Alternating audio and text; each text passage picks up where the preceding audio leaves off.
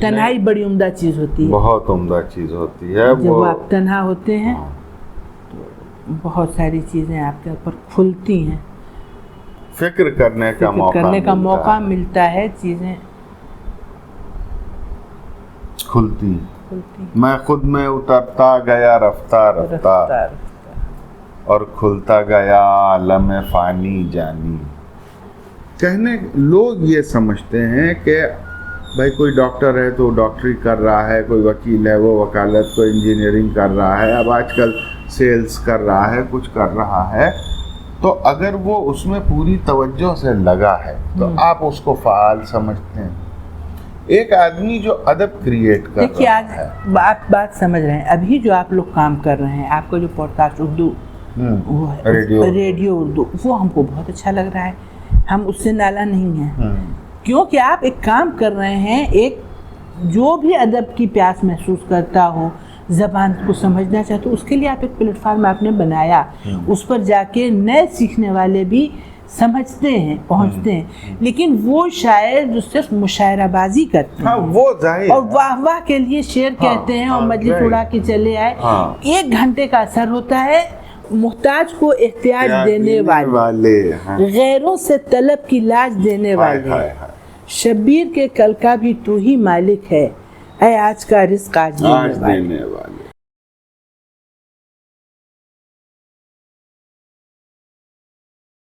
آداب عرض ناظرین، آپ دیکھ رہے ہیں ریڈیو اردو کا ایک نیا پروگرام. آج جس گھر میں ہیں ہم، وہ گھر کم سے کم 2 صدیوں کی تاریخ رکھتا ہے. اور آج ہماری جو مہمان ہیں وہ بھی بہت خاص ہیں.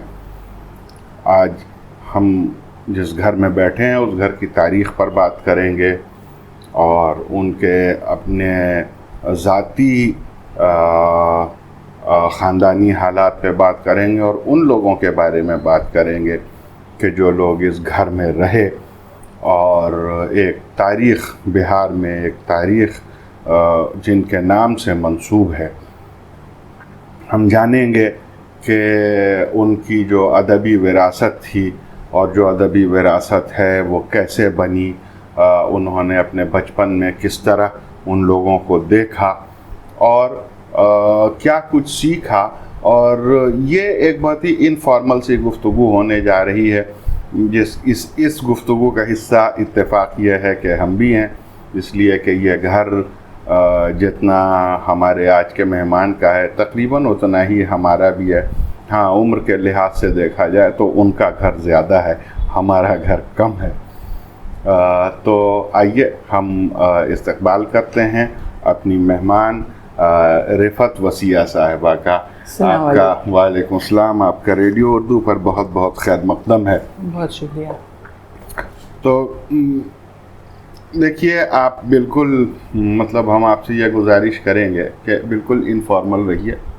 انفارمل اس وجہ سے رہیے کہ ظاہر ہے آپ لوگوں کو عادت تو کیمرے ویمرے کی ہے نہیں، مگر یہ کہ انفارمل اس وجہ سے رہیے کہ ظاہر ہے ہم یہاں بیٹھے ہیں، ہم دونوں بھائی بہن بیٹھے ہیں اور ہم دونوں کی یادیں مشترکہ ہیں اس گھر سے.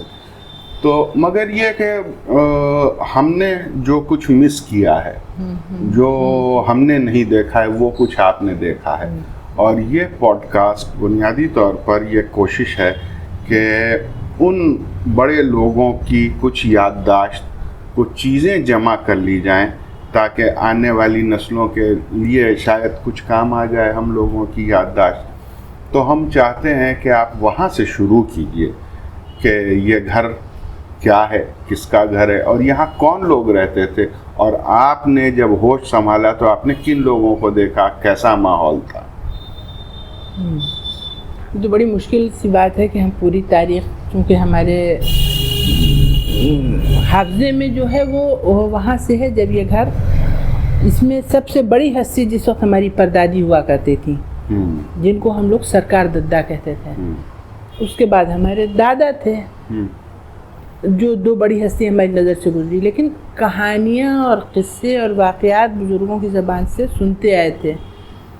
تو واقعہ یہ ہے کہ جیسے ہم لوگ سمجھتے تھے کہ یہ گھر جس گھر میں ہم لوگ بیٹھے ہیں یہ گھر مہمان خانے کے طور پر استعمال ہوتا تھا. اچھا. اور ہم لوگوں کا ایک گھر تھا جو دہیامہ میں تھا. اچھا. اور وہ پرانی وضع کا دیہات کا گھر جیسا ہوتا. یہ سب ہم نے دیکھا نہیں ہے. ہاں یہ سنا ہے, بزرگوں کی زبان سے ہم نے سنا ہے. میری والدہ شاید وہاں والدہ تک وہاں تھا, اور پھوپھی کی شادی کے وقت میں پھر ہم لوگ اس طرف آ گئے. اور وہ دہیامے کا گھر جو بالکل جیسا پرانا ہوتا ہے, بیچ میں آنگن, چاروں طرف برآمدہ کچا پکا ملا ہوا, اس طرح کا تھا. اور یہ گھر جو تھا یہ مہمان خانے کے طور پہ استعمال ہوتا تھا. اچھا, ہم کو یہ یاد ہے کہ یہ کچہری ہوا کرتا تھا. ہاں وہ اسی طرح آفس کے طور پر. ہاں جو مہمان باہر کے آتے تھے ان لوگوں کے یہاں پہ رہنے کا انتظام ہوتا تھا. ان لوگوں کو ایک مطلب یہ مردانہ حصہ تھا اور وہ زنانہ حصہ تھا. یہ ایک آفس کے طور پہ استعمال ہوتا تھا. اور جو پردادا ہمارے تھے جناب اظہر حسین صاحب مرحوم, وہ چونکہ وہ داروغہ تھے اور سرکاری نوکر تھے تو ان کا ایک الگ سا دبدبہ تھا, اپنی شان شوکت تھی. وہ اپنا ایک ان کو ایک الگ سے ایک سیٹ اپ چاہیے ہی ہوتا تھا. تو یہ ان کے استعمال میں رہتا ہے جو ہم لوگوں نے سنا ہے وہ یہ سب. اور ہماری پوری فیملی جو عورتوں کی تھی وہ وہاں رہتی تھی دہیامہ میں. پھر ایک دور ایسا آیا کہ جس دور میں ہمارے بڑے دادا علی مجتبیٰ دادا, علی موسیٰ صاحب نہیں علی مجتبیٰ صاحب, جن کی شادی ہوئی تھی اور کچھ ہی دن کے بعد ان کا پانی میں نہانے گئے. اور تو اس کے بعد سے اس گھر کے اوپر غربت آ گئی.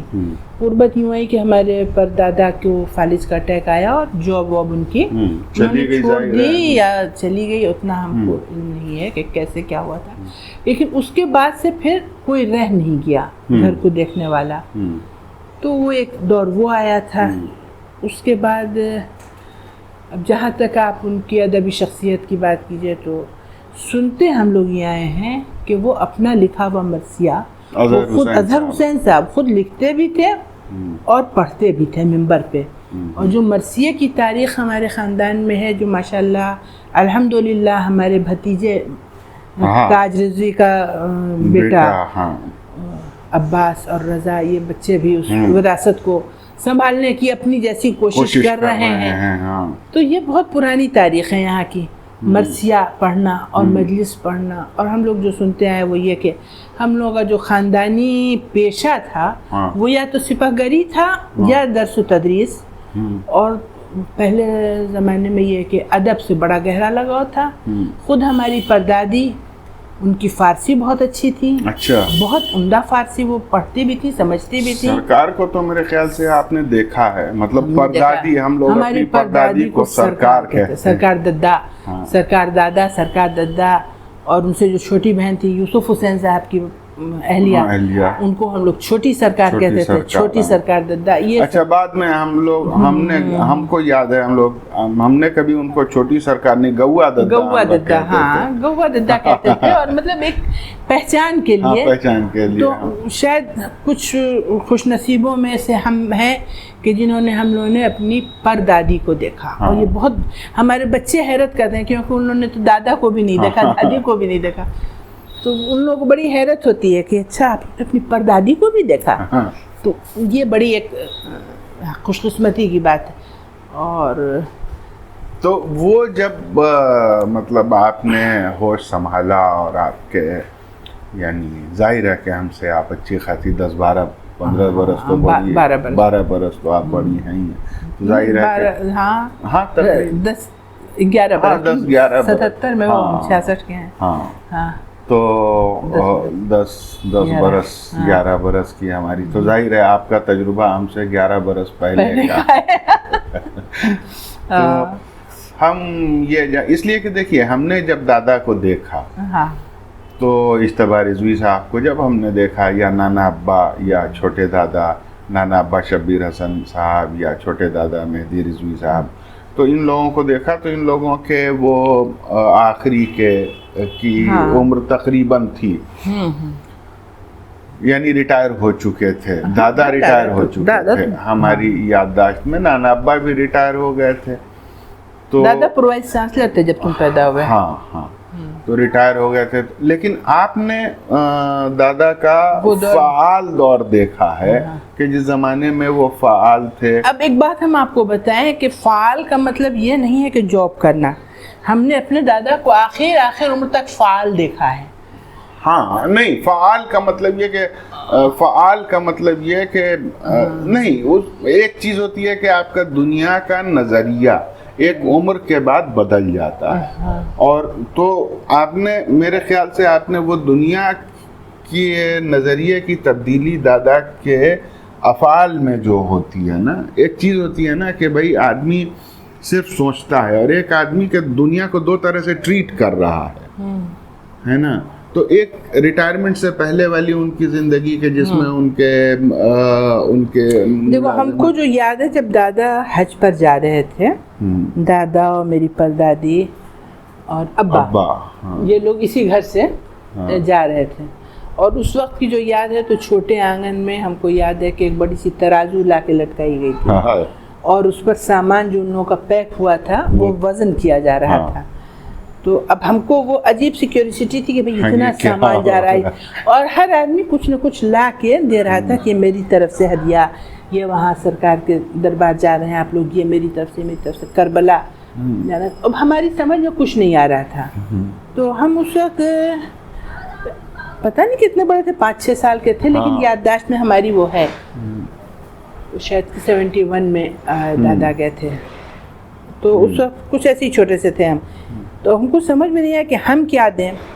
چھوٹے دادا جناب سید مہندی صاحب، ان سے بھی بڑی میری قربت تھی، اور ان کے صبح کے ناشتے میں ہم شریک رہتے تھے. کتنے قصے ہیں بھائی، جب بات نکلتی ہے تو سمجھ میں نہیں آتا کہاں سے سمیٹو اور کہاں سے چھوڑو. تو وہ کھاتے تھے آنلے کا مربع. اچھا. اور آنلے کا مربع کا جو بیج ہوتا ہے وہ پھینکا رہتا تھا ادھر ادھر. ہم کو وہ بیج بہت پیارا لگتا تھا، ہلکا گرینش پستئی سا کلر اس کا، اور ڈنڈی اور اس میں شیپ بنا ہوا. پتہ نہیں کیوں اب کوئی چیز آدمی کو اچھی لگتی ہے، تو بچپن میں ہی ہم وہ جمع کرتے تھے. جہاں وہ بیج ملتا تھا ہم کو اتنا اچھا لگتا تھا، اٹھا لیتے تھے. تو اب سمجھ میں نہیں آیا کہ ہم کیا دیں. تو میرا وہ خزانہ تھا، دیکھو بچپن، اور وہ خزانہ تو اس کو بڑی ہم محبت سے رکھتے تھے اپنے پاس. تو ہم نے وہ خزانہ اپنا ابا کے حوالے کیا کہ یہ لے جائیے، یہ میری طرف سے. اور ابا بتاتے ہیں اس کے آ کر کے ابا نے ہم کو بتایا کہ وہ بیج ہم لے گئے تھے اور واپس آ گئے وہ لوگ وہاں سے. پھر ابا کو خیال آیا کہ بیج تو رہی گیا، وہاں کوئی باغ ہے جو رسول اللہ مدینہ کا باغ ہے، کوئی جو رسول اللہ سے منسوب ہے، تو گئے نہیں اللہ. ابا نے پھر ٹیکسی کی، لوٹ کے گئے اور اس باغ میں وہ بیج ڈالا انہوں نے. اچھا. اور آ کر کے پھر ابا نے ہم کو بتایا کہ تم نے جو وہ بیج دیا ہے تو ہم لے جا کے ہم نے وہاں پہنچا دیا. ہم کو نہیں پتا تھا کہ اس بیج کی کیا وقت ہے، لیکن ابا کے دل میں اس کی بڑی قدر و قیمت تھی. تو ہمارا میموری جو ہے وہ اچھا، اس سے اور پہلے ایک اور میموری ہے، وہ جس وقت ہماری دادی زندہ تھی، یعنی ابا کی پھوپھی، وہ اور ہم چھوٹے تھے. اس وقت یہ گھر جو تھا نا ایک چمنستان تھا. اچھا. اور اس کا یہ باہر والا جو حصہ ہے یہ بالکل گارڈن تھا، اور بیچ میں گلاب کا ایک پیڑ، اس کے چاروں طرف. اچھا، یہ دادا خود بیٹھ کے قینچی لے کے پتوں کو خود کترتے تھے. دادا بہت شوقین انسان تھے. اور وہ جو کیاری بنائی جاتی تھی اینٹ کی، اس میں وہ اتنا اہتمام رکھتے تھے کہ کوئی اونچی اور نیچی نہ ہو. ایک یہاں کام والی تھی چنتا کی ماں، وہ ہر وقت ان کے آرڈر میں رہتی تھی، اور وہ اس کو بتاتے تھے کہ دیکھو یہ اونچا نیچا ہے، اس کو درست کرو. ایک ایک گھاس وہ صاف کرتی تھی چٹکی سے نکال کے، اور چمن بنا رہتا تھا. اور کچھ درخت تھے، کچھ پیڑ تھے، عجیب سی یاد، عجیب خوشبو. اب حال یہ ہے کہ ابھی بھی بیٹھے یہاں ایک جامن کا درخت ہوا کرتا تھا. جامن تیار ہونے سے پہلے اس کی کچی کیری گرتی ہے. اب وہ کیری ہم کو بہت اچھی لگتی تھی. جامن جب کھائیں گے وہ کیریاں جمع کرنے کا شوق. ایک توت کا درخت تھا. ہائے توت کا درخت کٹ گیا، وہ تو ابھی کٹا نہیں. وہ جو آپ نے دیکھا وہ دوسرا درخت تھا. پہلا درخت ادھر تھا، بوڑھا درخت، بوڑھا والا، بالکل وہ ہم کو یاد ہے. ہم لوگ اس کے اوپر چڑھ کر کے اور ادھر سے ششی شیکھر ہم لوگوں کا ایک دوست ہوا کرتا تھا, ادھر کونے پر کرائے پہ رہتا تھا, اس کے والد جو تھے اسٹیٹ بینک میں تھے, تو ہم لوگ اس کے اوپر چڑھ کے مطلب وہ آلموسٹ دیوار کے اوپر ہو جاتے تھے ہم لوگ, تو وہاں سے ششی شیکھر کو چڑھ کے وہ شاید کہتے ہیں کہ میری پردادی کا لگایا ہوا درخت تھا غالباً. سرکار دادا کو بھی درختوں سے بڑا انسیت تھی. ایک اور ان کی جو مطلب یہ ساری چیزیں میموری میں پڑی ہوئی ہیں. صبح میں وہ اٹھتی تھیں, اچھا اب تو لوگ کھڑے ہو کر کے منہ دھوتے ہیں, وہ بیٹھ کے تانبے کا اتنا بڑا لوٹا, ایک چوکی جس کے اوپر بھرا ہوا وہ لوٹا پانی سے رکھا رہتا تھا چھپا کے, اور اس پر بیٹھ کے وضو کرنا, منہ دھونا. اس کے بعد وہ اٹھ کے درختوں کے پاس آتی تھی اور ایسے بیٹھ کے ان کو غور سے دیکھتی تھی. تو ہم پوچھ سرکار دادا یہ کیا کریں گے, ان کے آنکھ میں سے روشنی آتی ہے. دیکھو یہ اب سائنس جو بھی ترقی کرے, آپ کی چونکہ آپ کی رینج کم ہو رہی ہے اور موبائل میں کام کر رہے ہیں, اب ڈاکٹر بتاتے ہیں کہ دور جہاں تک دیکھ سکو دیکھو. بھائی اب حد نظر ہی آپ کی محدود ہو گئی, اب آپ کہیں دیکھ ہی نہیں سکتے.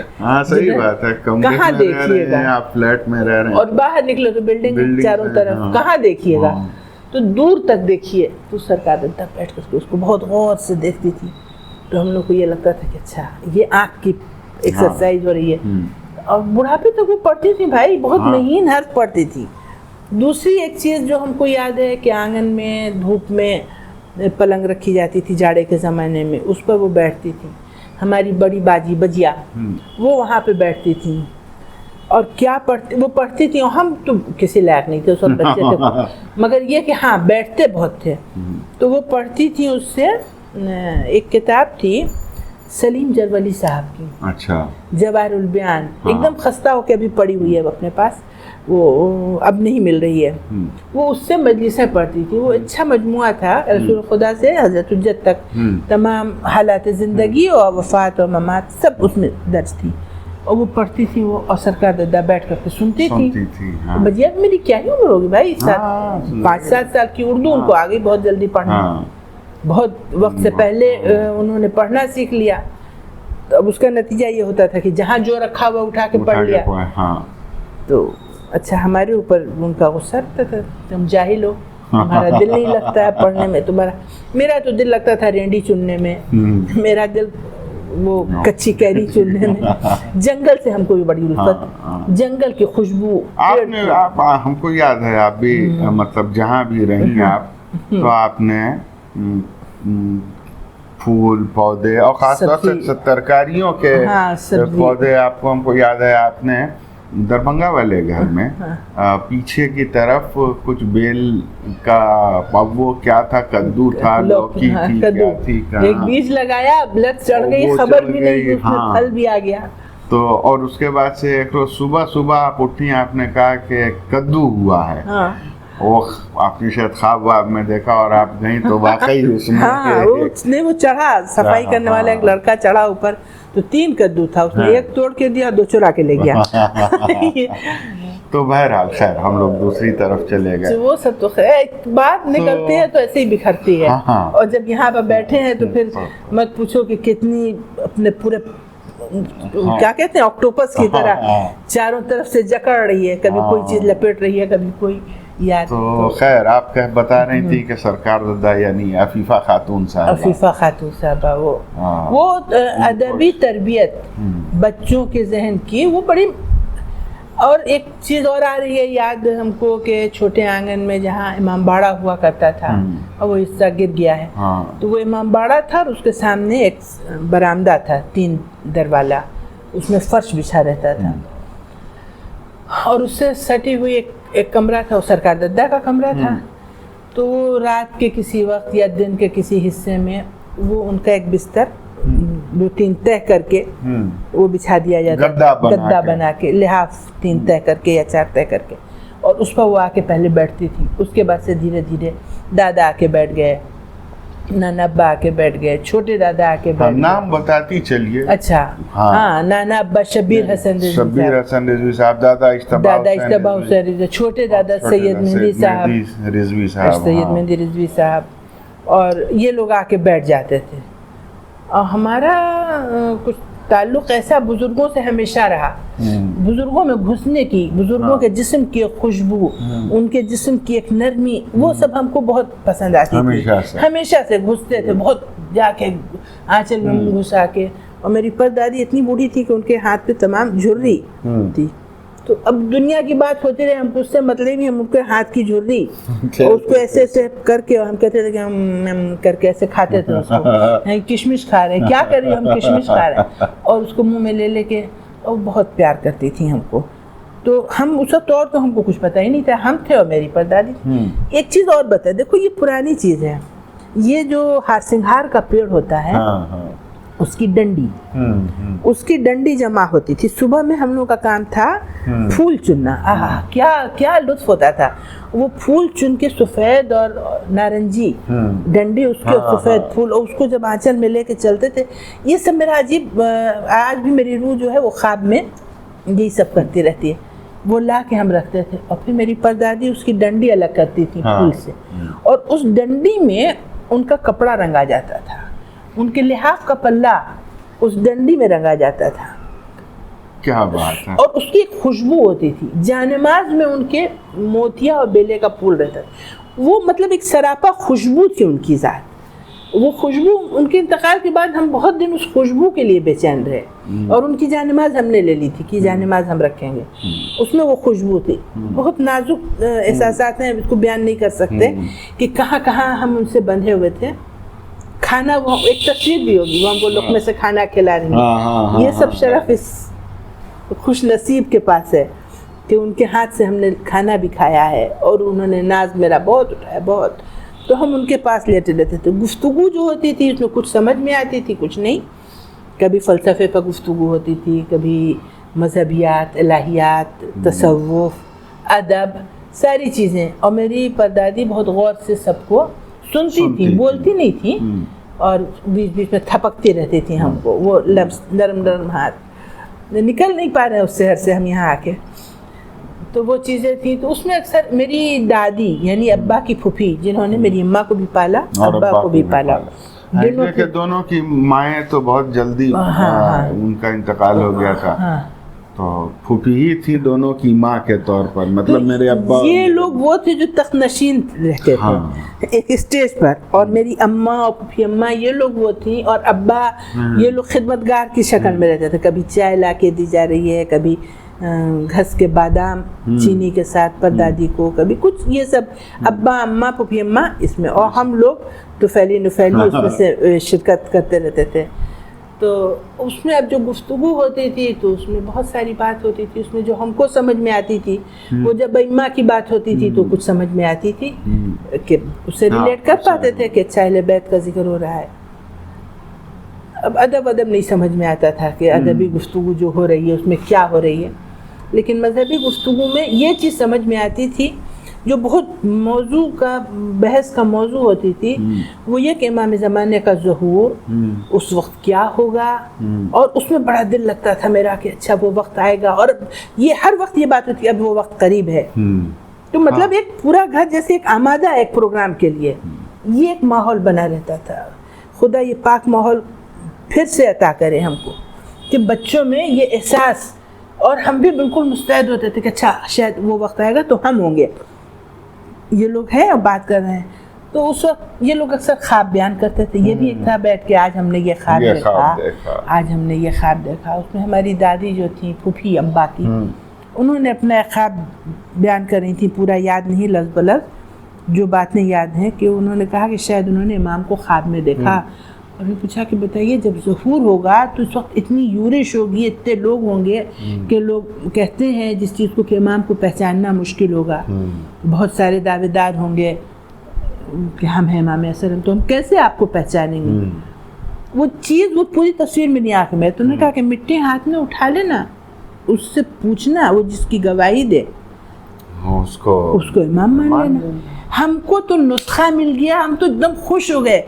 اب ان کا خواب ہمارے لیے وہ ایک مطلب ایک سند ہو گئی کہ اچھا اب میرے لیے تو بہت آسان ہو جائے گا. جب امام آئیں گے تو ہم تو ظاہر اتنی بڑی بڑی بات نہیں جانتے ہیں، یہ لوگ کیا بات کر رہے ہیں اور کچھ نہیں پہچانتے ہیں ہم، لیکن خیر میرے لیے آسان ہوگا. ہم بس مٹی اٹھائیں گے، اس سے پوچھیں گے امام کون ہے، وہ بتا دے گا اور ہم اس کے پاس چلے جائیں.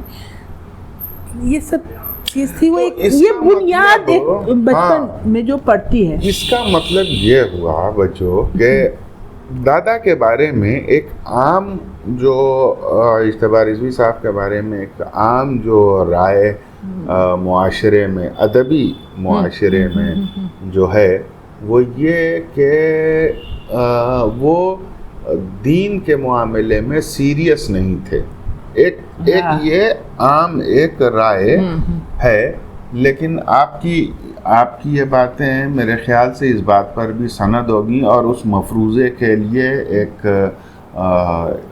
بات ہے کہ لوگوں کو یہ سمجھنا چاہیے اور وہ یہ جانیں کہ دین بنیادی طور کے اوپر ہم لوگوں کے گھر میں، اور ہم لوگوں کے گھر میں کیا، ہم لوگ تو بہت معمولی لوگ ہیں، ان لوگوں کے لیے وہ صرف مسلح کی چیز نہیں ہوا کرتی پریکٹس کی چیز، بلکہ ہم وقت اس کا ایک خیال رہتا تھا.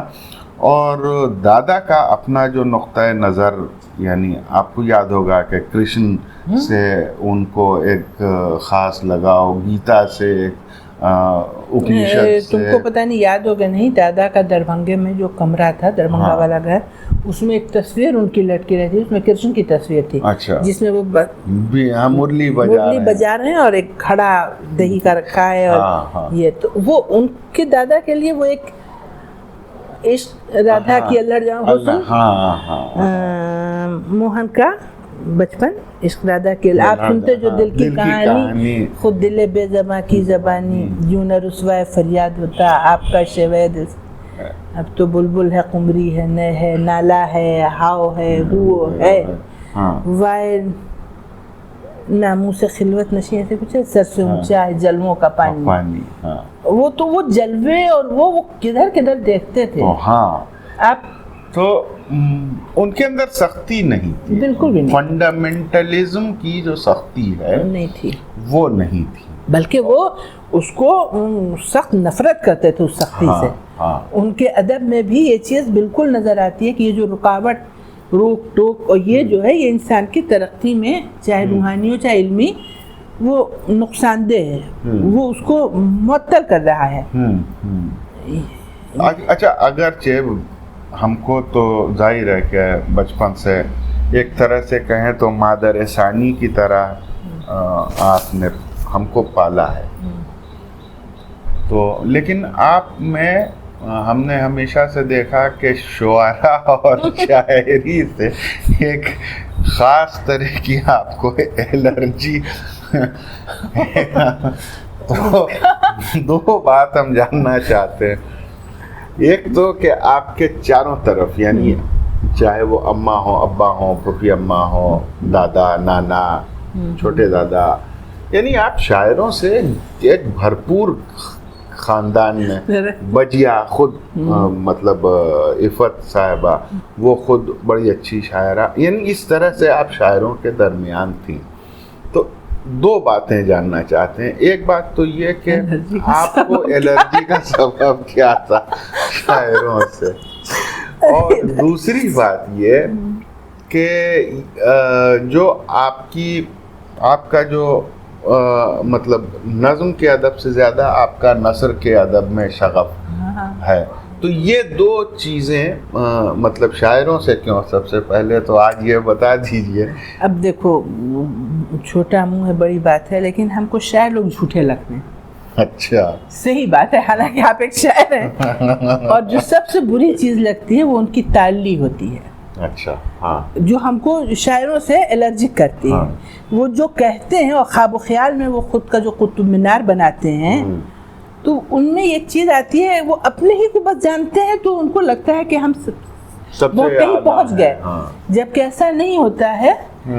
جو بھائی ہم ادب پر ہم سے گفتگو نہ کرائیے، کیونکہ ہم بے انتہائی بے ادب انسان اور بے ادبی سرزد ہو سکتی. نہیں بالکل نہیں، آپ بالکل آرام سے. ہم کو شعراء میں یہ چیز تھی. دوسری ایک چیز جو شعراء میں ان کو نظر آتی تھی، وہ کسی دوسرے کو اپنے سامنے हेच समझना और किसी दूसरे को बढ़ता हुआ देख के वो बजाय इसके कि खुश हो उससे वो रश करना और उसके जवाब अलजवाब ये होता था। एक चीज ये थी। दूसरे वो प्रैक्टिस कम करते थे, जबान ज्यादा चलाते हैं शुअरा, जो बैठ करके उनका ख्वाब ख्याल की एक दुनिया होती है जिसमें वो अपने आप को कैद करके सोचते हैं कि हमने बड़ा कारनामा अंजाम दिया। भैया आपके लिए नहीं, सही है। और इसलिए हमको सिर्फ बात करने से बड़ी उलझन होती थी। हमको लगता था कि जमीन पे उतरो, काम करो, वो काम करो कि जो खुद भी फायदा हो और जो नजर आए कि भाई हम ये कर रहे हैं। तो ये था। इस वजह से अच्छा, अब हमारे घर में क्या था कि अभी हमने पहले शायद कहा था कि बाजी ने हमारी बहुत कम उम्री में उर्दू भी पढ़ ली। उर्दू पढ़ने का नतीजा ये हुआ जुल्म बालाए सितम कि घर में जो किताबें हुआ करती थी वो बच्चों का अदब कम, बुजुर्गों का अदब ज़्यादा होता था।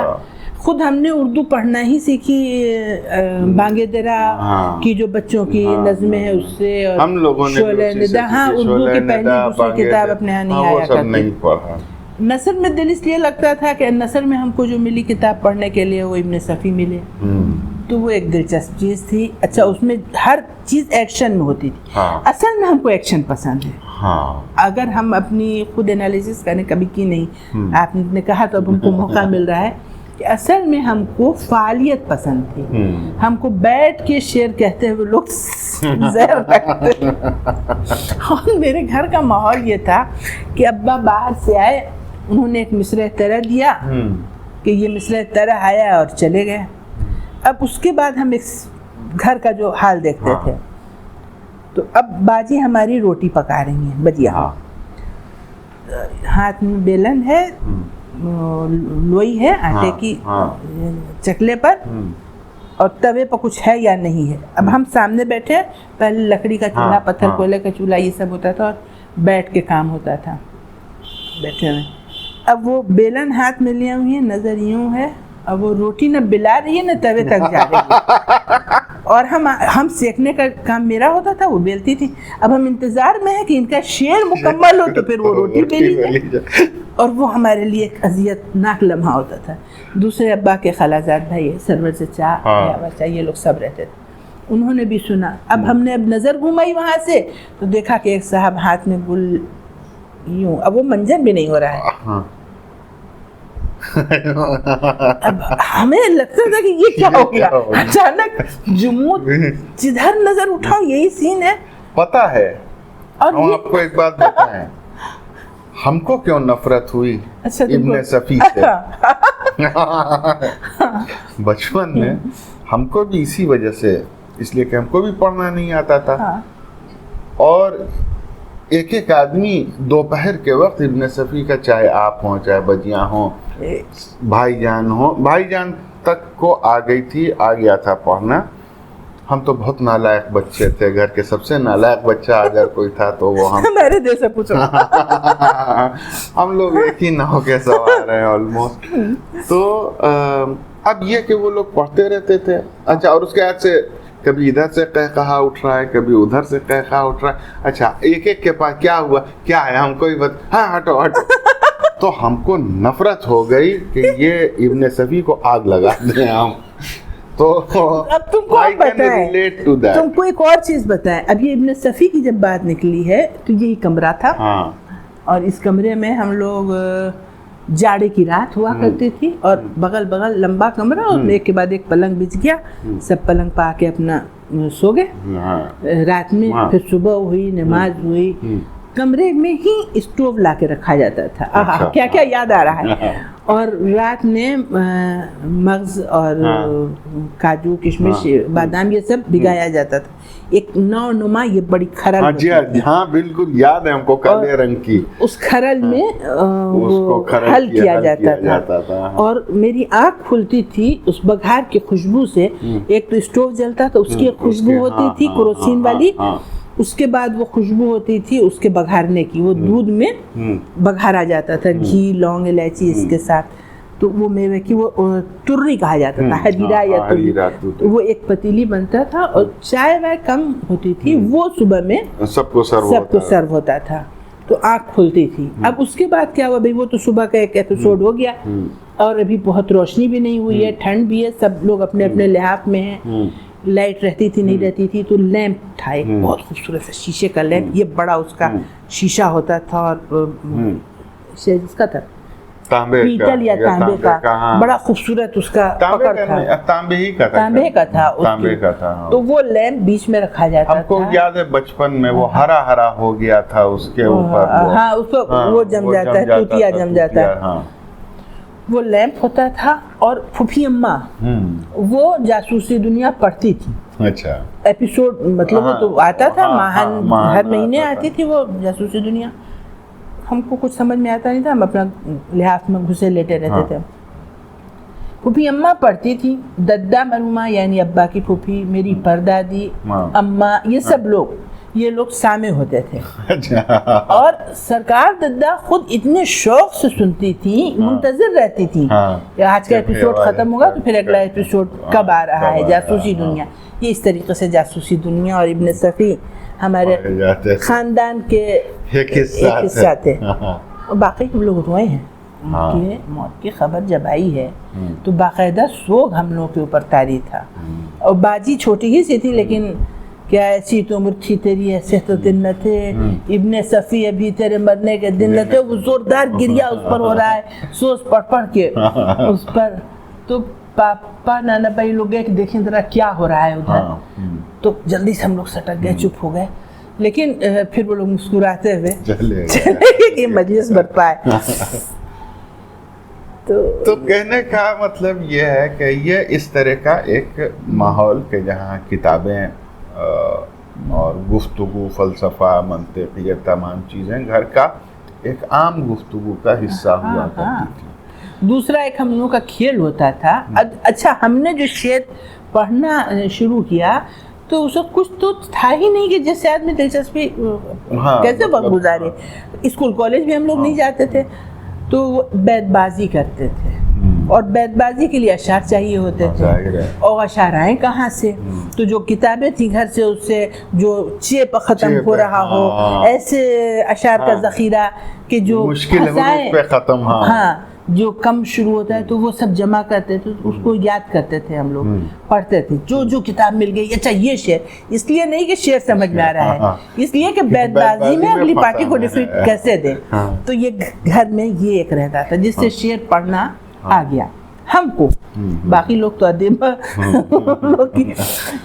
نہیں, وہ ایک ظاہر ہے کہ وہ بنیادی ذہنی تربیت جو ہوتی ہے, ہم یہ بات کہتے ہیں, سبوں سے ہی کہتے ہیں کہ آپ شعر گوئی کچھ بھی کہنے سے پہلے پڑھیے, سنیے اور پڑھیے. اس لیے کہ بولنے کے لیے آپ کو لفظ جتنے بھاری ہیں, یعنی لفظ جتنے اہم ہیں, بھاری کا مطلب یہ کہ جو اہمیت ہے الفاظ کی, اگر آپ ان کو صحیح استعمال نہیں کرتے ہیں تو گویا آپ اس دی ہوئی دولت کو ضائع کر رہے ہیں.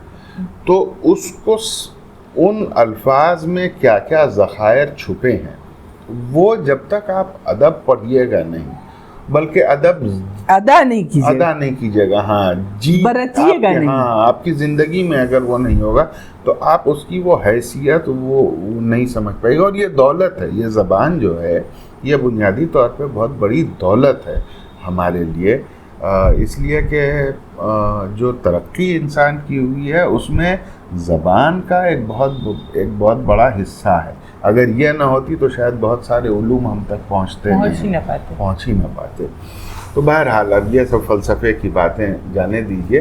اب نہیں, تو اس کا نتیجہ یہ ہے کہ اگر کوئی سامنے سے بے وزن شعر پڑھ کے نکل جائے تو بچ نہیں سکتا ہے. وہ فوراً کھٹکے گا, حالانکہ نہ عروض پڑھی نہ بلاغت, لیکن کہاں کسی شعر میں اگر کوئی لٹک رہا ہے تو وہ تناسب جہاں گڑبڑ سمجھ میں آنے لگا, کان نے اس کو ریجیکٹ کیا, نہیں کچھ تو ہے اس میں گڑبڑ, اس کو پھر سے دیکھو, چیک کرو, کوئی لفظ تو نہیں گر رہا.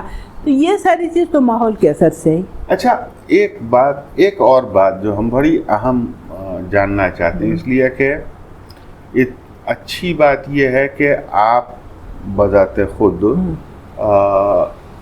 یہ دو بھائی, یعنی میرے دادا اجتبا رضوی صاحب اور میرے نانا شبیر حسن صاحب, یہ دونوں افراد متضاد دھاروں والے لوگ تھے. دونوں کا فکری میلان جو تھا اور دونوں کا فلسفہ جو تھا وہ بالکل ایک دوسرے کے مخالف تھا، ہے نا.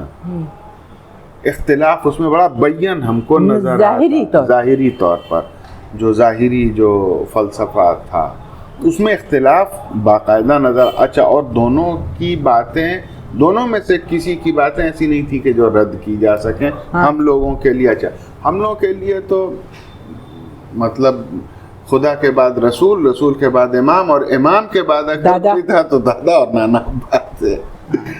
تو ہم لوگوں نے جس کو جانا، جن لوگوں کو جانا اپنی آنکھ کھولتے ہی کہ جو معتبر لوگ ہیں وہ یہی 2-3 لوگ، چھوٹے دادا تو بہت کم گفتگو کرتے تھے اس لیے کہ سب سے چھوٹے بھائی تھے. تو آپ نے ان دونوں کے ساتھ بہت قربت کا وقت گزارا. تو آپ کی اپنی ذاتی شخصیت کے اوپر یا جو گھر تھا اس کے ماحول پر ان دونوں کے فکر کا کیا اثر تھا؟ دادا کثرت میں وحدت کھوجتے تھے اور نانا ابا ایک دائرے میں رہ کے ایک حاشیہ، ایک فریم انہوں نے بنایا، اور اس فریم انہوں نے نہیں بنایا، اس شریعت کے فریم کے اندر خود کو رکھتے ہوئے. یہی فرق ہم کو دونوں میں جو سمجھ میں آتا ہے، کیونکہ نانا ابا بہت سختی سے پابند تھے بعض چیزوں کے، جو مطلب نہیں اور امر کے بیچ ان کا بہت سخت انداز، رویہ ان کا تھا، اور ہر چیز ان کی، اور وہ مزاج کی سختی ان کی ان کے عمل میں نظر آتی تھی. چیزوں کو لے کے، رشتوں کو لے کے، لوگوں کے حدود کو لے کے، اور بہت محتاط روی تھی ان کے اندر. ہم کو یہ چیز نانا ابا کی بہت پسند ہے، اصول. اور دادا جو تھے وہ ان کا جو تھا کہ بعد میں دیکھا جائے گا، فی الحال جو ہے اس کو گلے لگا لو، جس میں انہوں نے بہت دھوکہ کھایا ہے.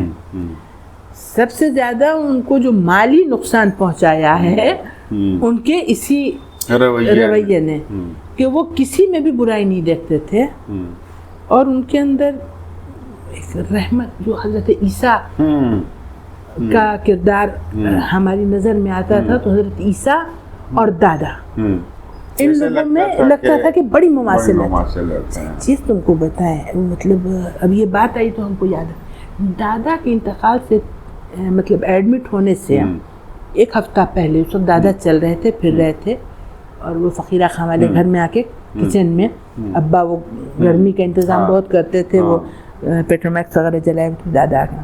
ہم نے خواب میں یہ دیکھا، جو کچن ہے یہاں کا چھپرا والا، اس میں حضرت عیسیٰ کھڑے ہوئے ہیں، ایسے ہاتھ اور ان کی آستین ایسے ایسے لٹک رہی اور ایسے کیے ہوئے کھڑے ہیں.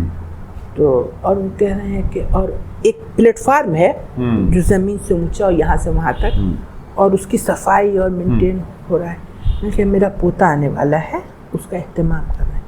تو ہم نے دادا سے کہا کہ دادا ہم نے یہ خواب دیکھا، اس کا کیا مطلب؟ دادا نے پھر سے کہا. ہم سے 3 بار انہوں نے وہ خواب سنا. اچھا، انہوں نے کیا کہا؟ انہوں نے کہا کہ میرا پوتا آنے والا ہے. اس نے اچھا، بس کوئی جواب نہیں دیا. اس کے بعد ایسے، اور اس کے 15-20 روز کے اندر ان کا انتقال ہو گیا. سمجھ میں نہیں آتی ہے یہ چیزیں. اور دادا سے کتنا ہم نے، دادا بتائیے نا کیا مطلب ہوا؟ کچھ نہیں بولے وہ، اس کو کوئی جواب نہیں.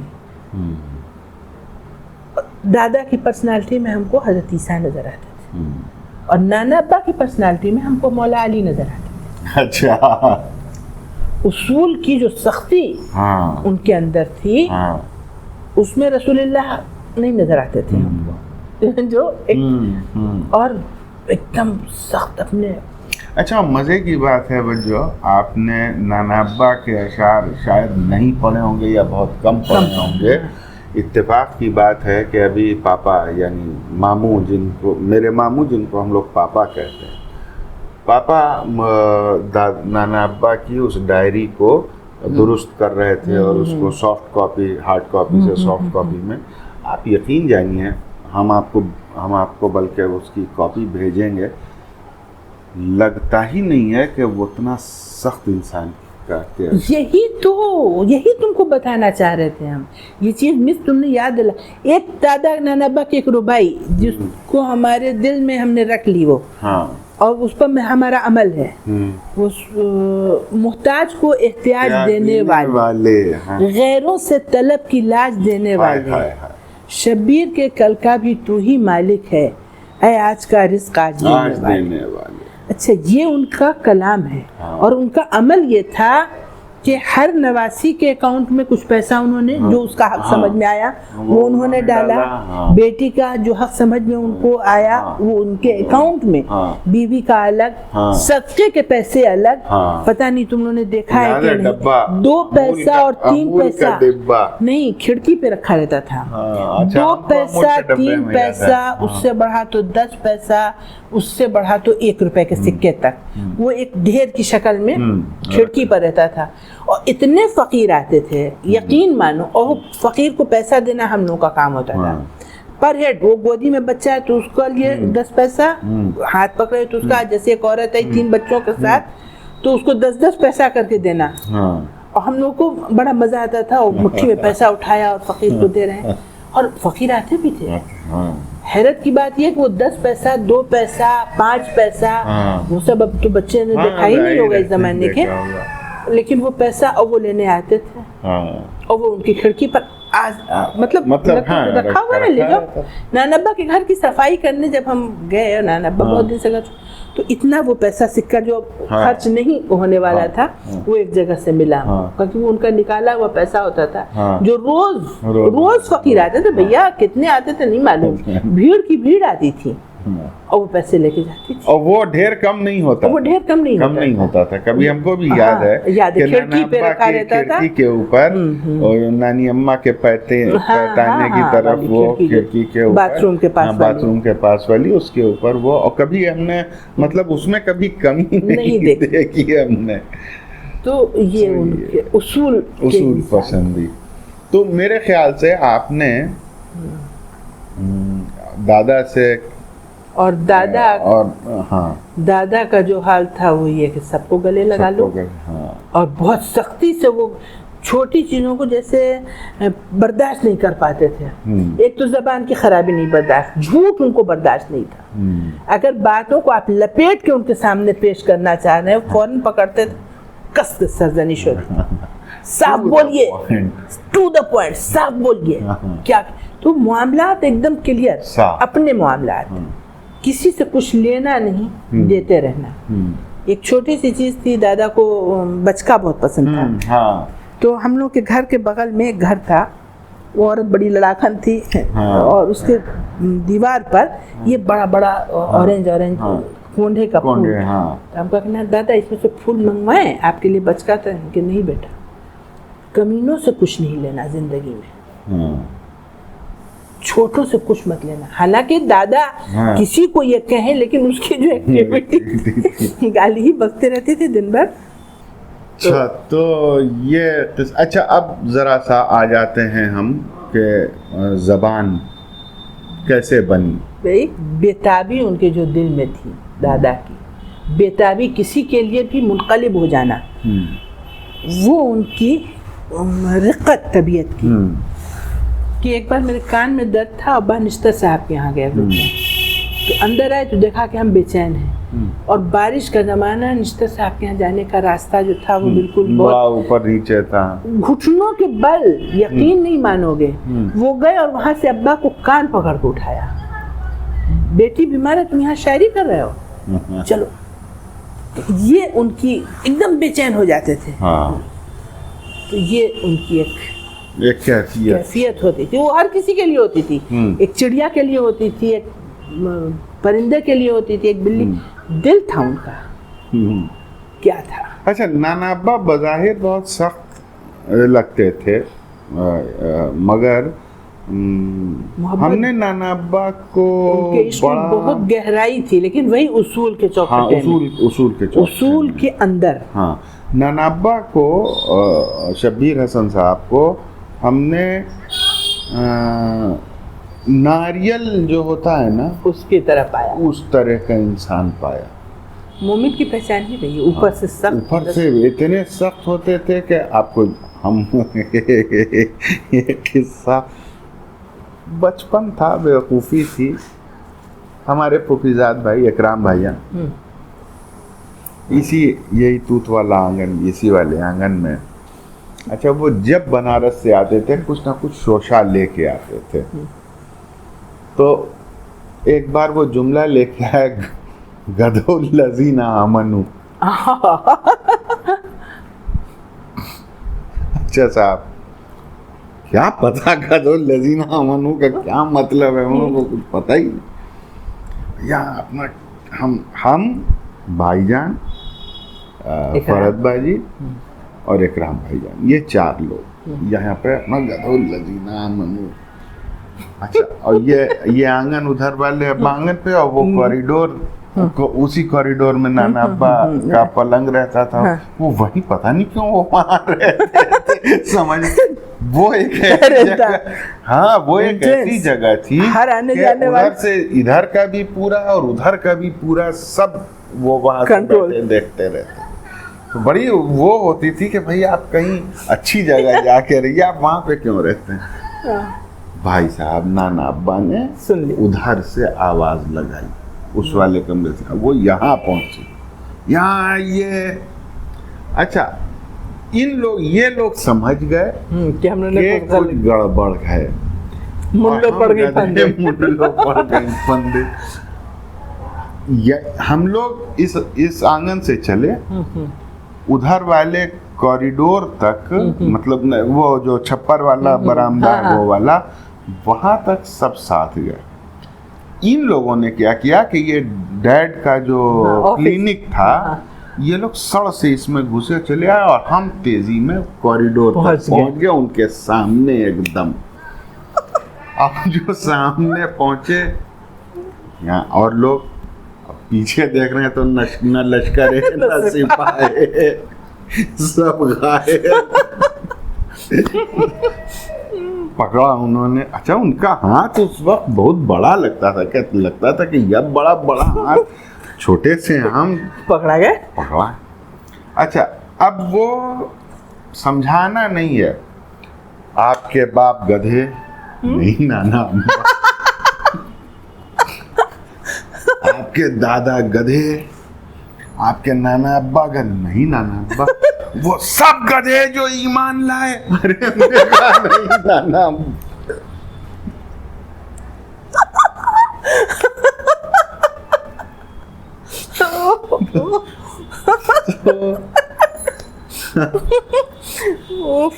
پکڑ لیے جاتے تھے بھائی. تو معلوم ہی نہیں تھا کہ ہم کیا رہے ہیں، ہم کو کیا پتا. یہ خرافات اکرام بھائی جان یہ ہمیشہ، اور یہ خرافات سکھاتے تھے، سب کرتے تھے، اور پکڑے ہم ہمیشہ جاتے تھے. ملو پڑ گئی پھندے. تو بہرحال خیر، تو اب ہم کو اب ذرا سا آپ کے اوپر پھر سے آتے ہیں، اس لیے کہ آپ بیک گراؤنڈ کی تو بہت ساری بات ہو گئی، تھوڑا سا آپ کے بارے میں ہم کچھ بات کرنا چاہتے ہیں. کیا آپ، اول تو یہ کہ آپ کو شاعروں سے الرجی، ہم کو بہت مزہ آیا تھا جب آپ کی شادی ہوئی، جب طے ہوئی، اس لیے کہ آپ کے شوہر رضا مہدی بھائی ایک نہایت ہی عمدہ شاعر، بہت وزادار انسان. تو ایک شاعر سے، جس شخص نے ساری زندگی الرجی رہی، جس کو، جو شاعروں کو برداشت نہیں کر سکتا تھا، اس کی شادی ایک شاعر سے ہو گئی. وہ تجربہ بہت کم رہا اگرچہ، مگر یہ کہ وہ جو مختصر سی زندگی، کچھ رضا مہدی بھائی کے شخصیت اور پھر ان کے کچھ ادب کے بارے میں. بات یہ ہے کہ ہم کو، جب ہم کہتے ہیں نا کہ جب آدمی کسی نعمت کے درمیان رہتا ہے تو اس کی قدر نہیں ہوتی ہے، اور جب اس سے چھوٹتا ہے تو لگتا ہے کہ کیا چیز تھی.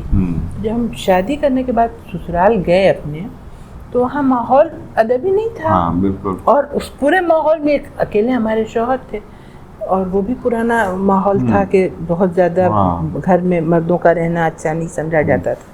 باہر رہتے کسی وقت آتے تھے بڑے تکلف سے, کچھ ایک دو بات کام کی کہی اور پھر چلے گئے. جو آج کل کا زمانہ ویسا نہیں تھا. تو ہم کو بڑی تنہائی اور سفوکیشن ہوتا تھا گھر میں بہت زیادہ. تو کیا کریں, کام کرنے والے آدمی موجود, بچے بھی نہیں, اب کیا بات کریں. اچھا ہم لوگوں کو بتا ہی دیا تم کہ گھر میں بات یا تو ادبی بات ہوتی تھی یا ہنسی مذاق ہوتا تھا یا ہنسی مذاق بھی ادب ہی ہوتا تھا. جو بھی. تو اس طرح کا ماحول بالکل نہیں تھا. تو ان سے بات کریں, کیا بات کریں, ہم نے تو کچھ پڑھا ہی نہیں ہے کہ ان کے مقابلے جو اب ان کو کیسے بات کے لیے اپنے بھائی میاں بیوی کی بات کیا ہی کتنی دیر کی بات. تو اب ہم کو عادی بات کرنے کے, کچھ نہ کچھ بات ہو, گھر میں رونق رہے.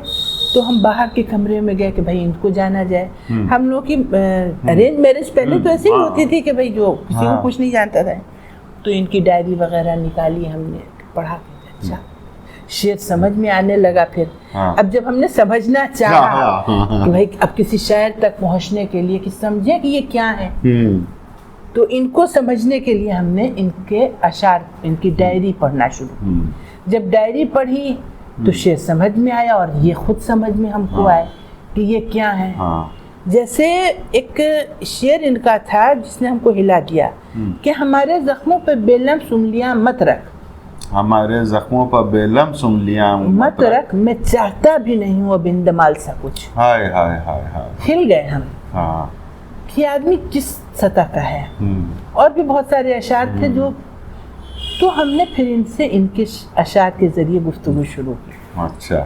تو ہم کو سمجھ میں آیا کہ کچھ اس میں بھی ہے, کچھ ہم بھی مطلب بول تو سکتے ہیں, کم سے کم شعر کہہ نہیں سکتے. تو اس طریقے سے ہم ان کے قریب گئے اور یہ میرے قریب ہے. وہ بیچ میں جو ہمارے اور ان کے رابطہ بنا, ایک دوستی کا رابطہ, جو ایک فیملی والا رابطہ جو ہوتا ہے, وہ تو بھائی وہ تو چل رہا ہے رسم کے تحت, لیکن جو قربت بڑھی وہ ان کی کلام سے بڑھی. تب انہوں نے ہم کو, اچھا ابا کے یہاں مستقل لکھنے پڑھنے کا کام ہوتا رہتا تھا, حالانکہ انہوں نے نہیں کی پی ایچ ڈی. ہم کہا کہ آپ پی ایچ ڈی کیوں نہیں کر ڈالتے ہیں. نور الہدا صاحب مرحوم ان کے گائیڈ تھے, ہوا کرتے تھے, وہ بھی بیچارے چلے گئے دنیا سے. تو انہوں نے کہا کہ ہاں ہم کو کچھ مددگار چاہیے. کہ کیا چاہیے؟ کیونکہ ویسے اشعار جمع کرو کہ جس میں کربلائی استعارے استعمال کیے گئے ہوں. چلو بیٹھے بیٹھائے آدمی کو ایک کام مل گیا, کیا ہی کرتے, یا تو دن بھر آئرن کرتے رہتے تھے. تب خیر میگزین وغیرہ ان کے یہاں تھا, تو بیٹھ کے یہ کام ہم کرتے تھے. اس میں سے جتنے بھی اشعار ہوتے تھے جن میں کربلائی استعارہ سمجھ میں آتا تھا. تو ہم تم کو بتانا یہ چاہ رہے ہیں کہ ادب کے گڑھ میں رہتے ہوئے ہم بے ادب تھے. پھر جب ان کے پاس ہم گئے تو اس لیے ہم نے ادب میں دلچسپی لینا شروع کی کہ ایک آدمی سے ہم کو دوستی چاہیے, قربت چاہیے, اس کا ساتھ چاہیے. تو اس تک اگر جانا ہے تو یہی راستہ ہے, یا پھر اچھا اچھا کھانا پکاؤ اور کھلاؤ. تو یہ تو آپ تو کھانا پکانے میں وہ میرے لیے مشکل مرحلہ نہیں تھا, مگر یہ کہ وہاں سے آپ دل تک تو شاید پہنچ جاتی ہیں, روح تک پھر بھی نہ پہنچ پاتی. تو اب آپ یہ سمجھیے کہ آپ نے جس کو اتنی ذلیل قوم سمجھا ہے نہیں, ذلیل قوم نہیں سمجھا ہے. آج بھی شعراء سے ہم کو یہ شکایت ہے کہ وہ بے عمل نہ ہو. نہیں دیکھیے, آپ عمل کریں, تب وہ جو غربت اور افلاس اور پریشانی اور یہ شاعروں کے لیے تو امتیاز ہے. کیوں بھائی؟ نہیں, ایک بات سمجھیے آپ دیکھیے, آپ بات سمجھیے. آپ یہ حقیقت ہے, مطلب جب اس پروسیس میں ہم ہوتے ہیں تو ہوتا کیا ہے, یہ بڑا المیہ ہے کہ لوگ جیسے آپ ہی کہہ رہی ہیں کہ بے عمل ہوتا, اس کا میدان عمل وہی ہے. سمجھ میں نہیں آتا لوگوں کو کہ وہ جو کر رہا ہے اس کا کوئی. معاملہ یہ ہے کہ جو بھائی کہنے لوگ یہ سمجھتے ہیں کہ بھائی کوئی ڈاکٹر ہے تو ڈاکٹری کر رہا ہے, کوئی وکیل ہے وہ وکالت, کوئی انجینئرنگ کر رہا ہے, اب آج کل سیلز کر رہا ہے, کچھ کر رہا ہے. تو اگر وہ اس میں پوری توجہ سے لگا ہے تو آپ اس کو فعال سمجھتے ہیں. ایک آدمی جو ادب کریٹ کر دیکھیے رہا آج ہے، آپ بات سمجھ رہے ہیں. ابھی جو آپ لوگ کام کر رہے ہیں، آپ کا جو پوڈ کاسٹ اردو وہ ہے ریڈیو اردو، وہ ہم کو بہت اچھا لگ رہا ہے. ہم اس سے نالا نہیں ہیں، کیونکہ آپ ایک کام کر رہے ہیں. ایک جو بھی ادب کی پیاس محسوس کرتا ہو، زبان کو سمجھنا چاہتے ہو، اس کے لیے آپ ایک پلیٹ فارم آپ نے بنایا. اس پر جا کے نئے سیکھنے والے بھی سمجھتے ہیں، پہنچتے ہیں. لیکن وہ شاعر جو صرف مشاعرہ بازی کرتے ہیں وہ ظاہر اور واہ واہ کے لیے شعر کہتے ہیں اور مجلس اڑا کے چلے آئے، 1 گھنٹے کا اثر ہوتا ہے. وہ بالکل وہ اشعار بھی بڑے بالکل مطلب بے اثر ہم کو تو اشعار ہوتے ہیں. تمام شاعرات اور مشاعرات اور متشاعرات نہیں تو ان سب سے ہم کو معذرت کے ساتھ کہ وہ مشاعرہ کافی نہیں ہے. بالکل بلکہ وہ ایک حد ٹھیک ہے، وہ ایک حد تک ایک طرح سے سمجھیے. ایک وقت تھا کہ جب اس مشاعرے کی عزت رہتی تھی. نہیں، ایک بات اسٹینڈرڈ ہوتا تھا. ایک بات اور ہے، ایک بات اور سمجھیے کہ مشاعروں کو ہم کیوں کرٹیسائز نہیں کرتے. ایڈ فلم ہوتی ہے نا، کسی بھی پروڈکٹ کی ایڈ فلم ہوتی ہے، چھوٹی سی ہوتی ہے نا، 35 سیکنڈ کی. اس کی زندگی ہوتی نہیں ہوتی مگر اس کی اہمیت ہوتی ہے. تو یہ جو مشاعرے ہیں، یہ ادب کو اگر ایک پروڈکٹ آپ مان لیجئے، شاعری کو ایک پروڈکٹ مان لیجئے، تو اس کی ایک ایڈ فلم ہے. یہ مشاعرے، ان کا اثر بہت نہیں رہتا. اس کو جو بنانے والے ہوتے ہیں ان کے پیش نظر ادب کی خدمت اگر ہو تو بے شک ہے، وہ صرف کمائی کرتے ہیں. وہ ان کا کام اور ہے. نہیں تو کرتے کیا ہے کہ ایسے اس میں لا کے پہنچاتے ہیں وہ لوگ ادب کو، ایسا ادب کہ جس کو ادب کہتے ہوئے شرم ہے. نہیں دیکھیے، اب تو یہ چیز ہو جاتی ہے. نہیں سنیے دیکھیے مسئلہ کیا ہے. آپ کو ہم بتائیں اس میں میرا نقطہ نظر کیا. دیکھیے، آپ اجتبیٰ رضوی کی پوتی ہیں، مرتضیٰ رضوی کی بیٹی ہیں.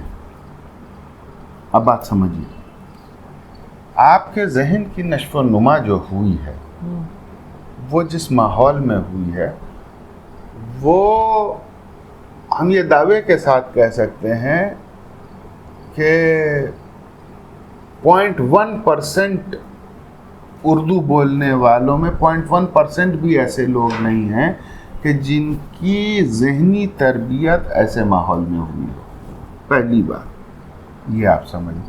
تو اگر آپ اپنے معیار پہ دیکھیے گا، یعنی حقیقت یہ ہے کہ لوگ یہ کہتے ہیں کہ سراج میاں اچھی شاعری، میرے بزرگ کہتے ہیں کہ تم اچھے اشعار کہتے ہو، لیکن جب ہم اپنے ابا یا اپنے دادا کے معیار پہ جا کے اپنے اشعار کو دیکھتے ہیں تو ہم کو وہ بکواس لگتے ہیں. تو وہ تو بکواس ہم کو لگیں گے، اس میں کوئی دو رائے نہیں ہے.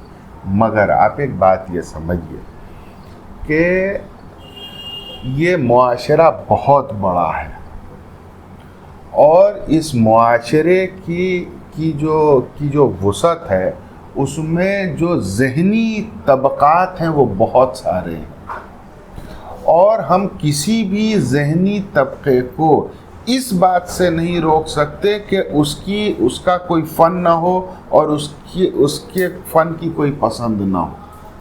آپ بات سمجھیے، ٹھیک ہے؟ تو اب اس کا بھی ایک حق ہے اپنا فن بنانا اور اپنے فن کو انجوائے کرنا. اگر وہ اس کے اوپر نہیں اٹھائے تو وہ اس کی مجبوری ہے، اس سے اس کو روکا نہیں جا سکتا. نہیں روکا نہیں جا سکتا. ہوتا کیا ہے، لیکن اسٹینڈرڈ آپ کم سے کم دیجئے. دیکھیے اسٹینڈرڈ جو گم ہوتا جا رہا ہے، جو آپ لوگ کام کر رہے ہیں، یہ آپ پہنچانے کی، آپ ایک اسٹینڈرڈ سمجھا رہے کہ اگر کوئی بات کہنی ہو تو کس اسٹینڈرڈ پہ آ کے کہیے، کہہ سکتے ہیں. ہاں کہہ سکتے ہیں. وہ ایک کبیر کا دوہا جو ہمارے پاس آتا ہے بہت ہی سمپل زبان میں، لیکن اس کا ایک معیار ہے. ہاں. یہاں معیار کو آپ قتل نہیں کر سکتے ہیں. ہاں نہیں معیار کو بالکل نہیں قتل کر سکتے. وہ ہو جا رہا ہے. ہاں بالکل ہو رہا ہے. اس طرح سے ہو رہا ہے کہ طبیعت مقدر ہو جاتی ہے. بالکل بہت بری طرح مقدر ہوتی ہے. بالکل ان لوگوں کی کہ جو اچھا، اس کا ایک نقصان یہ ہو رہا ہے کہ جو واقعی ادب نواز شخصیتیں ہیں وہ اپنا ایک طرف ہو گئی، ہاں بالکل ہٹ گئی، وہ جو کچھ دیتی، وہ جن کا کلام اگر پبلسٹی ہوتی ان کے کلام کی تو ایک اسٹینڈرڈ بنتا، ایک معیاری چیز مارکیٹ سے غائب کر دی گئی اور صرف بھر دیا جا رہا ہے اس وقت کیا. ہاں وہ بات آپ کی تو وہ مارکیٹ صرف مارکیٹ کرنا کام نہیں ہے نا. نہیں بالکل، ہم آپ سے بالکل. اب وہ اچھا شاعر اس مشاعرے میں جا کے شعر پڑھنا گوارا کرے گا اور نہ کوئی سننے والا اچھا سامع وہاں جائے گا. بالکل کیونکہ وہ صرف ایک خردنگے کا، بھائی اس کو دوسرا نام دے دیجیے آپ کیجئے، ایک پروگرام کیجئے، ضرور کیجئے، سب کو لائیے، سارا کام کیجئے، لیکن مشاعرے کی روح کو پامال مت کیجئے.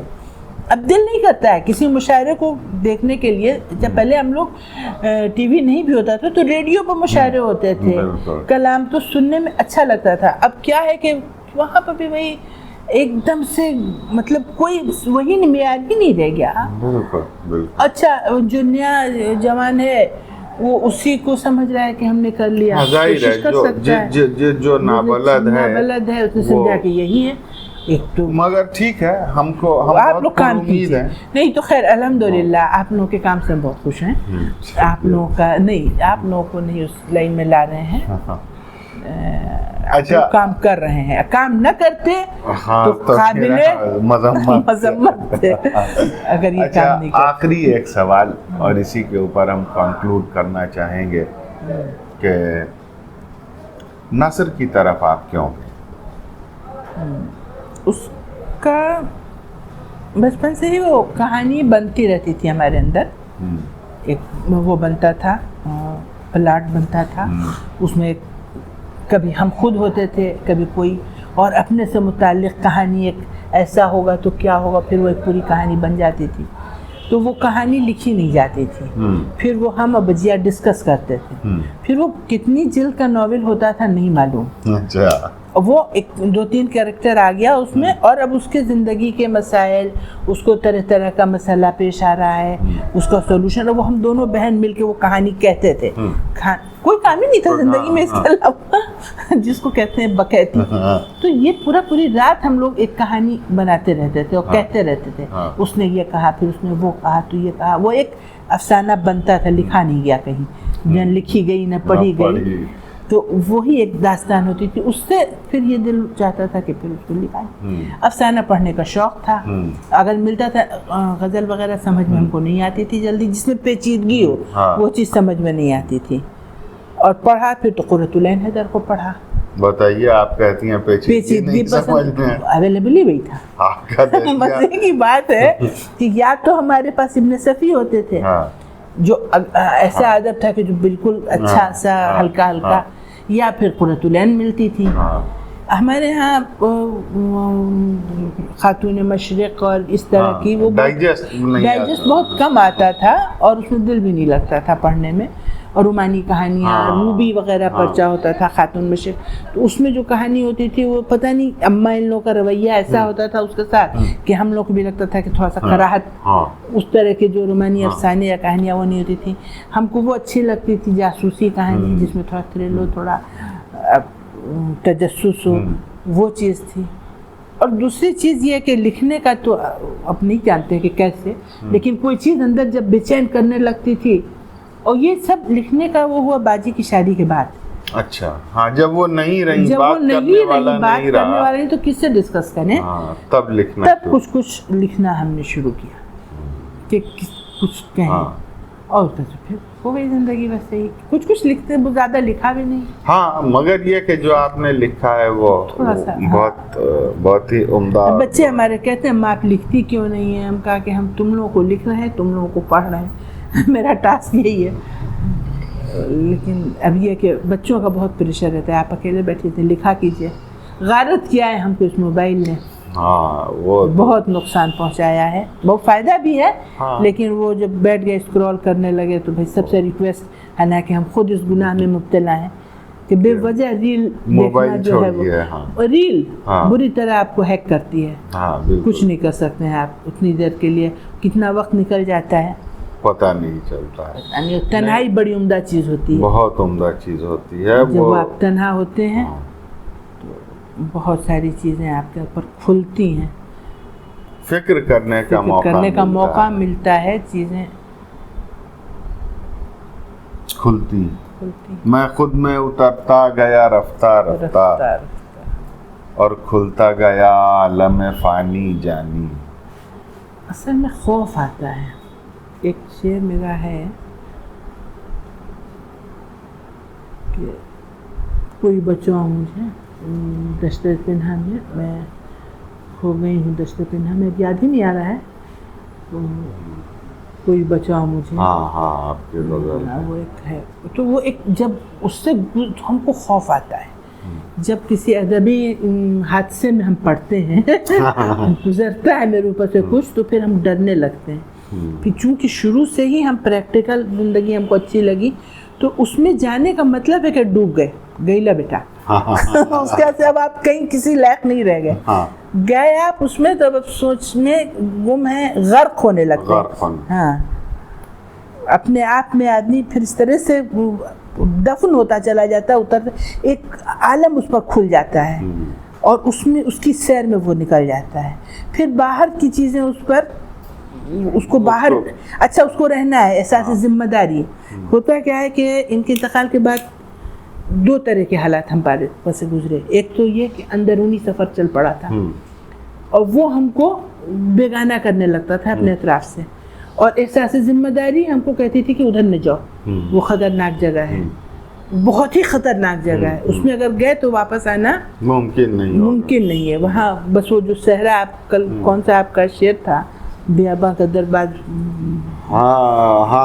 میر کا، اب درے بازے میں قدم رکھیے میر، اب درے بازے بیاباں میں قدم رکھیے، کب تلک تنگ رہیں شہر کی دیواروں میں.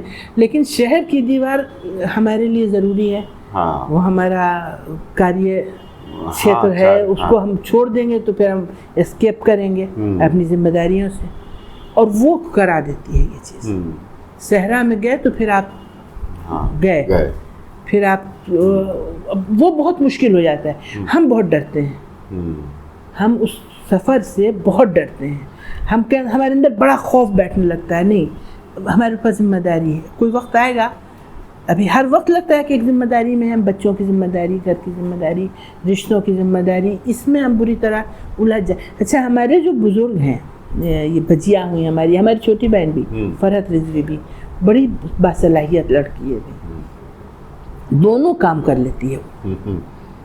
وہ جیسے سدرا کا آپریشن ہو رہا تھا، اور اس وقت کوریڈور میں وہ بیٹھی ہوئی اپنا کچھ تخلیقی کام کر رہی تھی. ہم دنگ رہ گئے کہ یہ کیسے کر سکتی ہے. ہم نہیں کر سکتے ہیں، ہم ایک ہی ناؤ پہ ایک وقت میں رہیں گے، یا ہم یہ کریں گے یا وہ. اگر اس میں ہم گئے تو یہ چھوٹ جائے گا میرے ہاتھ سے.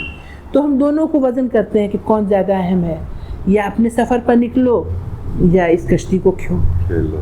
صحیح بات.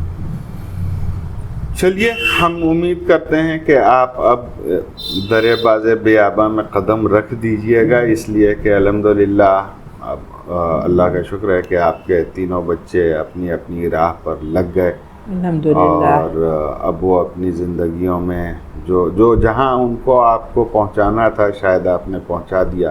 تو اب آپ سے امید کیا پہنچایا. ابھی میرے چھوٹے والے بیٹا جو ہیں 2 دن سے ان سے بات نہیں ہوئی ہے، حمزہ میاں سے. جب ان سے بات ہوتی ہے تو وہ بھی بہت لمبی بات ہو جاتی ہے. اب ایگزام ہے ان کا، اس کے بعد سے ان کی کچھ وقت ہم لوگ ساتھ نکلیں گے. وہ میرا ہاتھ پکڑ کے چلے گا تو پھر یہ ہوگا کہ ہم کو بچا لے گا غائب ہونے سے. امید کرتے ہیں غائب ہونے سے ڈر لگتا ہے. نہیں، کہ آپ جیسے لکھ رہی ہیں ویسے لکھیے گا، اور مزید لکھیے گا. اور آپ سے اس گزارش کے ساتھ کہ آپ یہ لکھنا مت چھوڑیے، تاکہ ہم لوگوں کو ضرورت ہوتی ہے، ہر کسی کو ضرورت ہوتی ہے کبھی نہ کبھی پلٹ کے دیکھنے کی. اور لکھا ہوا جو ہوتا ہے وہ تاریخ کا حصہ ہوتا ہے، ہو جاتا ہے، بن جاتا ہے، اور وہ کبھی نہ کبھی کہیں نہ کہیں کسی نہ کسی کے کام آ جاتا ہے. اس لیے لکھنا بھی چاہیے، اور ہمارا یہ خیال ہے کہ لکھنے والے کو اس بات کا خیال ہونا چاہیے کہ اس کے حرف پر صدیوں کا بوجھ ہے، اس لیے کہ کب پڑھا جائے. دادا کا ایک شعر پڑھیں، لکھا ہوا انہی ذرات کے صحیفوں پر، میرا فسانہ ہے لیکن میری زبان میں نہیں. کیا کیا لکھو گے؟ بہت بہت شکریہ. آپ کا بہت سارا وقت لے لیا، مگر یہ کہ یہ بڑا اچھا عجیب سا بڑا مطلب اتفاق ہو گیا، اور ہم نے کہا کہ یہ موقع جانے نہ دیا جائے، پھر پتہ نہیں کب ہم لوگ اس طرح سے ایک ساتھ بیٹھ پائیں. تو ناظرین، یہ تھی رفعت وصیہ صاحب سے گفتگو. آپ کو یہ گفتگو کیسی لگی یہ بھی بتائیے گا، اور اگر پسند آئی ہو تو اس کو لائک شیئر سبسکرائب کرنا نہ بھولیں. اور ہاں، آپ ہمارا ساتھ ہمیں جوائن کر کے بھی دے سکتے ہیں، اس کا بھی خیال رہے. اور ریڈیو اردو بہت بڑی خدمت کر رہا ہے ادب کی، زبان کی، انسان کی فطرت کی. ریڈیو اردو ضرور دیکھیے. بہت بہت شکریہ. چلیے، خدا.